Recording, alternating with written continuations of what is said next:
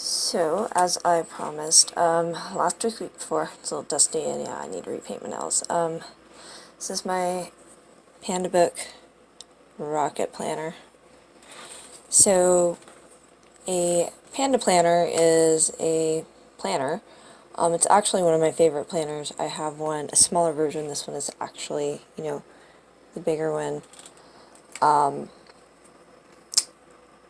then it's nice because it does the monthly layouts, and then it has the breakdown of your goals, and then the weekly and the daily. And then Rocketbook is unique because it makes this whole thing reusable, and then of course I can actually scan in the pages into Rocketbook and upload them.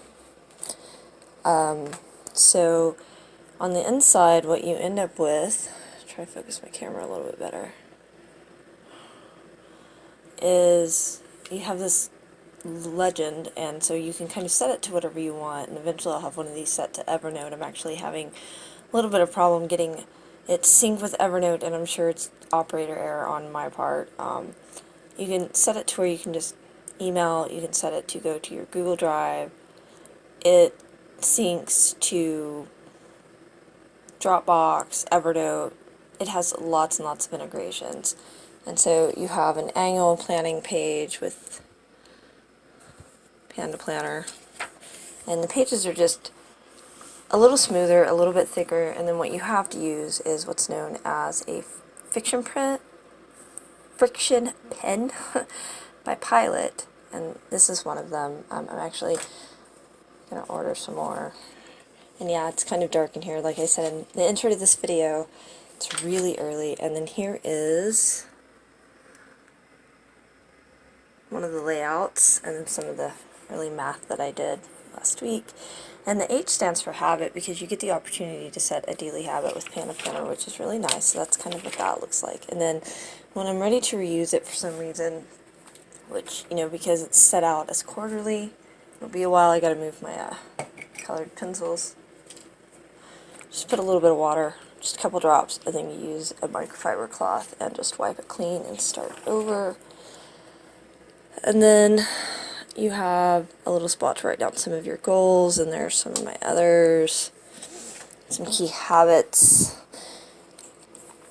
And as someone with complex PTSD, I found this planner to be super helpful. Like I said, I had an initial one, and then if you like writing everything out, there's a roadmaps page. I don't need something this super detailed with, my life is almost constant flux for various reasons, not because I go out and look for things. To put it in flux, it's just the way it is. And then an obstacles page that kind of helps walk you through what happens. And then, like I said, because I deal with PTSD, there's some of my stuff. It's a little bit of lack of internal discipline at times, and that is straight from the PTSD at times. And then there's some motivation pages. And then you get to your weekly planners. That's kind of what those look like. And here is this week's planner, and here's what it looks like when it's blank. And you have your daily planner, which is kind of where I'm at because I ran out of daily pages, so I have to erase one today. So as you can see at the bottom, it's where the ledger is, and I just kind of circled, filled it in, although I'm not a great artist. That's my version of a diamond. And then at the top, you'll notice you'll have a spot for meditation. You have a gratitude list, things that you're excited about, the wins that you had for the day, how you'll improve. If you're a scheduler, you can write out your whole schedule here. You have a spot for affirmations, what you're going to do for workout, what your focus for the day will be, which on this page you can see, had a little bit more that I completed. ROSE stands for Results-Oriented Work Environment, by the way. And actually, I do fill that out more often than not. And then when you get to the back, which is what I'm trying to get to, notes pages. This one is dotted. This one is dotted. Dotted pages, help you do all kinds of things. And then